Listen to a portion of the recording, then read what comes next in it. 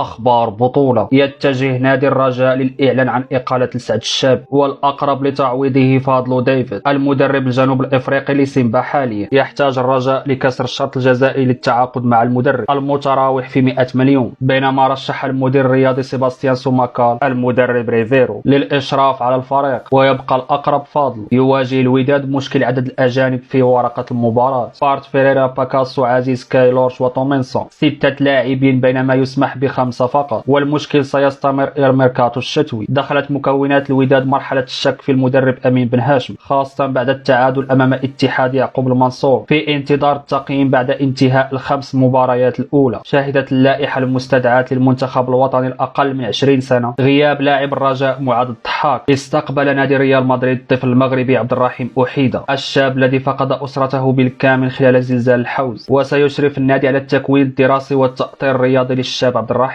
لبناء مستقبل أفضل والتخفيف عنه. ريال مدريد الذي أوفى بوعده بينما آخرون لا.